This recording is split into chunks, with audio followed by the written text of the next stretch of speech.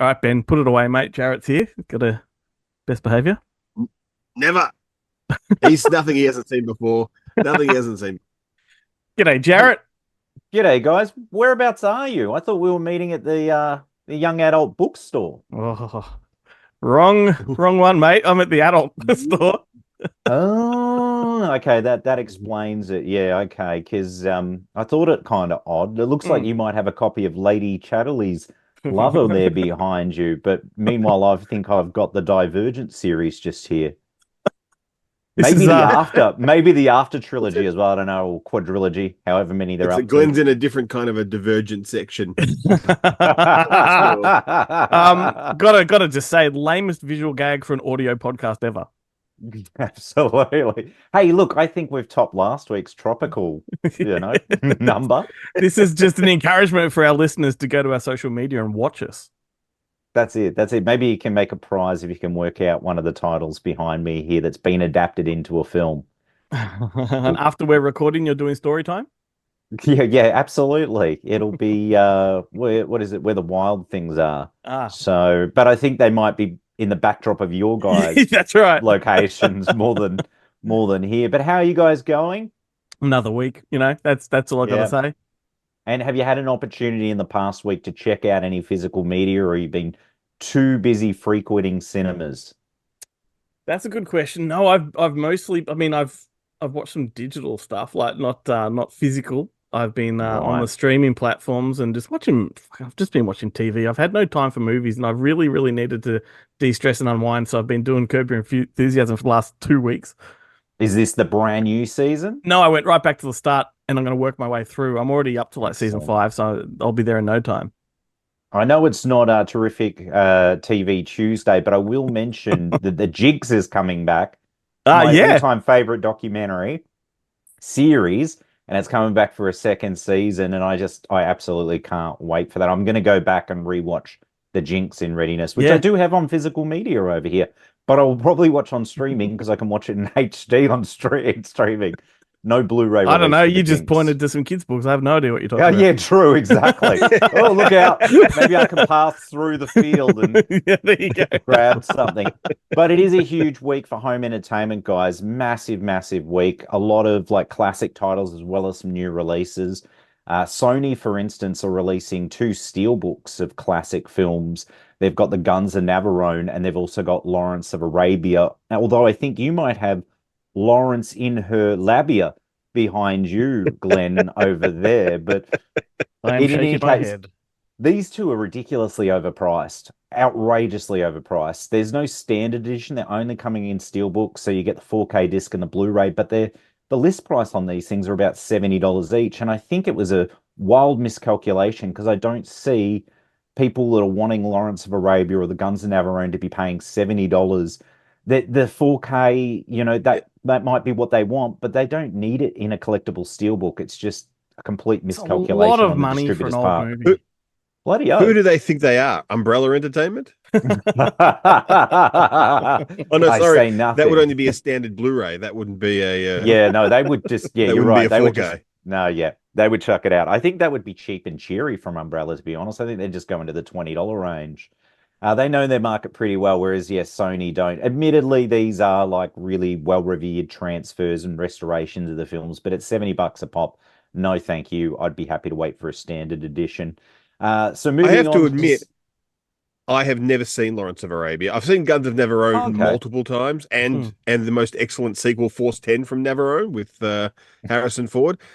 I've tried multiple times to watch Lawrence of Arabia, just never Can't do it. did it. Yep. Was Never it could do it. that little do you remember that little ad that would play on videos when you rented it and it was like, have you seen every movie ever made? Yeah. And it's like he's No slimy. prisoners, Lawrence! Take no prisoners. Take no prisoners. Yeah. I was inspired to see it based on that and rented the 2 cassette, and I think it was the David Lean director's cut or whatnot, and I didn't make it entirely through it, so I too have not seen the complete film. I think I got through tape 1, and tape 2 never got to Didn't watch. make it. Yeah, it's Didn't no quite make Shaka it. Zulu, that's for sure. No, That was the best of those two the two Yeah, pack. two cassettes. I'll And the just- Martian Chronicles. I used to love the Martian Chronicles, the old video classics. I'll keep it Martian on theme Chronicles. and I'll keep it on theme and say Roots. Oh yeah. I love that Sepultura song. Yeah. Roots, bloody roots. No, yeah, Roots, of course. Roots, bloody Roots. He's got all the watched roots, the Roots back right then. down there. Get down there now. Deal the deal. Come before you leave. Okay, so another distributor that's releasing titles. These are the ones I'm excited about this week. Viavision Entertainment have 2 releases that are coming out. They've got a 3-disc set of Dune. It's a Blu-ray set. It's got the theatrical and TV cuts, but it's also got a feature-length documentary, and it's an extended documentary on the making of Dune, plus a ton of archival special features. So if you haven't got Dune in high def, this is the package to get locally, and it's of course in one of those lenticular 3D hard cases. 3 boxes. I was gonna say, how does this stack up to the old Force Entertainment Steelbook DVD? Well, I've got that. 3D? I'll compare it for you when I get it. Yeah, I'm curious to see, because that was so full of many extra. releases of that. So many over time. I think that was Force's best release. Oh, absolutely. And they had the license on it for so long, because like one of the first independent release titles before Force were Force, when they were Infograms, when they were doing the stuff with that other, computer mob, and they released like Halloween 2, 3, and June. And it was like outside of the studio stuff, that was about as indie as the films got, I made a grave error. classics. I made a grave error with that Force release because I had both the Alan Smithy cut as well as the theatrical cut separately, and I combined them into one case with a flip tray. But the discs aren't marked, so I don't know which one's which now. Oh, yeah. So okay, yeah. Yeah, unless I go down to that chapter section and fucking flip through it, and this is a longer version than the other one. Okay, this is it. This one's got 5 more Deebs in it. Well, it's got to be the Alan Smithy cut. There's a reason to update then. Okay, so the other release I'm excited about from Viavision, and admittedly I have a personal interest in this one, is the West Craven Film Collection, which packages together Deadly Blessing, Serpent and the Rainbow, and People Under the Stairs, all on Blu-ray, all with the special features that were on the Scream Factory release in the States, plus 3 new audio commentary tracks, one with Alexandra Helen-Nicholas, one with Craig Martin, and then one with this guy, where I get to talk about Deadly Blessing, and there was a dream come true. I'm surprised they my favorite Wes Craven film. I'm surprised they didn't use our really, really terrible commentary that we recorded like 10 years ago, mate. Oh, for the People Under the Stairs. That's right. Yeah, exactly. Yeah. Oh, I think, That's it's online. That's going on about somewhere. 11 years now. Yeah, absolutely. Yeah, completely. That would have been a great freebie bonus. Yeah, totally. It's fucking Hang on, awful. there's a 3rd audio track on this one. and it goes something like this. Hi, Glenn and Jarret from Hey, I'm Fake Jarret. Champ. Yeah, that's right. And this is the scene where they break into the house. These are the people under the stairs. Yeah. Oh, that guy, he was in that Thing You Do. Oh, top shelf Here's stuff. his real teeth. But yeah, great set. It's also got like a 44-page booklet with writing from John Harrison, some of those art cards that the kids go wild for, and of course one of them 3D lenticular hard cases. But yeah, it's a solid release, and I'm looking forward to getting a copy. I believe one is in transit, so on a future episode, maybe I can show it to you. I think how much is that retailing for? I think around the $70 mark, which isn't bad considering that's pretty you're fucking good for 3 3 films. Blu-rays. Yeah, absolutely. Yeah. And it's the first time that well, actually, I think all 3 might have got released through Cinema Cult on Blu-ray locally, but they were featureless, and more than likely, being shocked, they were TV cuts that omitted any of the gore or good bits from these movies. So it's definitely an essential purchase. But yeah, moving on. So I've got, actually, there's 2 other Viavision ones, which I won't go into great detail, but they're doing Halloween 2 and Halloween 3, again, in those, unique kind of packaging. And I believe that Halloween 2 has the TV cut, but it's been upscaled to HD as well. So I'm quite curious to check that out, because the Scream Factory release does have the TV cut, but it's just in SD.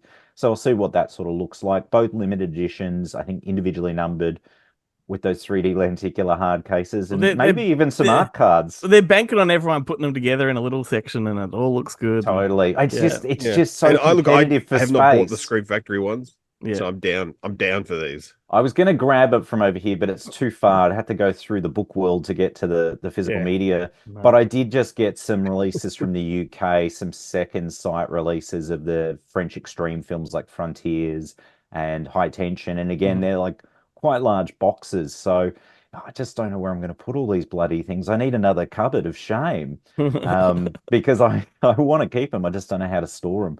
But yeah, moving on to some other Oh, you know what you got releases. to do? What's that? You got Build to another do house? you know that in that I was going to say no, that third episode level? of Video Hoarders, that when we went to Harley's Oh, place and he built yes. those Yes. beams all along the top of Right his through the house, hallways into the kitchen. through the hallways. Yeah, Yes. that's the next step. They were just brackets. They were just brackets from Bunnings, so you could just do it yourself. That's it. And what I'll do is I'll go, hey, did you want to put something up on the new shelf to Danny? And she goes, yeah, I'll put this trinket up then. Great. And then she comes home and I'm using her trinket as a bookend for all these box sets. Dude, what's happening there? And I go, well, I figured, you put something up, so I put some stuff up too. Anyway, we'll see how that goes down. But other releases coming out this week, I won't go into great detail. Universal Pictures are releasing that haunted pool movie, Night Swim, Yep. which just has to be seen to be believed. It's pretty shit. Like, let's face it. And Wyatt Russell's in it, and he gives a really one-dimensional performance. It's pretty much like the Amityville Horror. It's like this, this haunted pool possesses him, and then he becomes sort of slowly evil or whatnot. But he's not a likable character to begin with, so he's just a prick from start to finish, except he's a murderous prick by the end of it. At least with the Amityville Horror, with Josh Brolin. Was it Josh Brolin?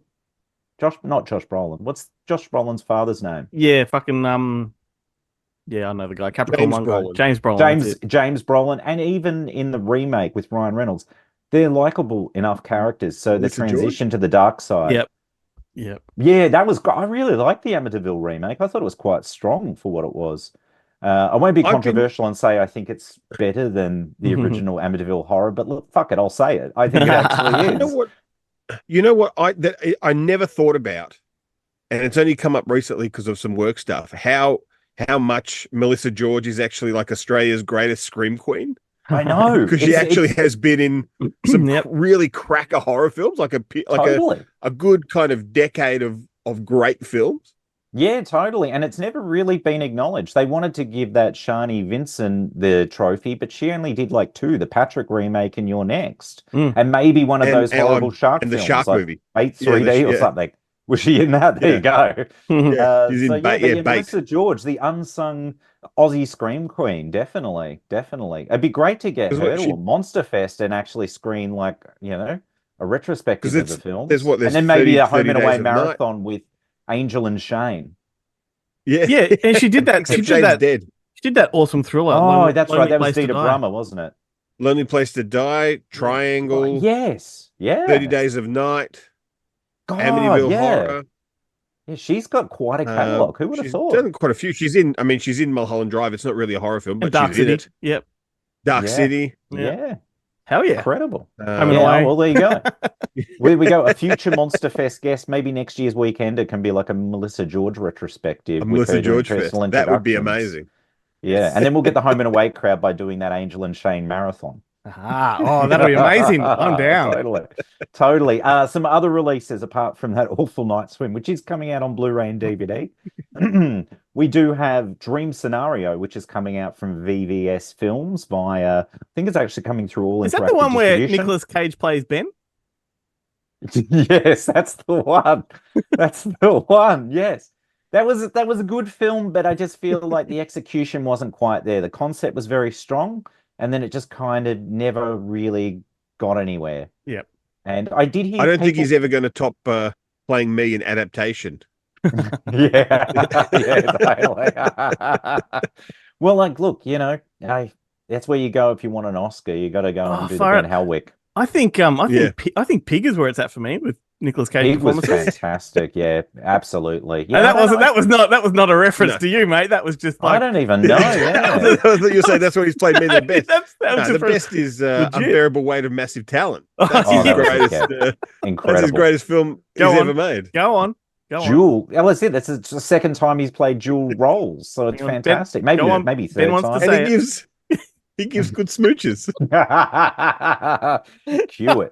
The last two releases I'll mention are coming from Roadshow, both from the Warner catalog. A new release and a back catalog release, The Color Purple, which is coming out on Blu-ray and DVD. Yep. And I do find Is it it the funny new one or that the original? no, the new version, the musical The version. new version. It is funny because Warner released the original Color Purple on 4K to tie in with the release of The Color Purple, the new film, when it Yeah. came out theatrically, but the new film's coming out and it doesn't even get a 4K I know. release.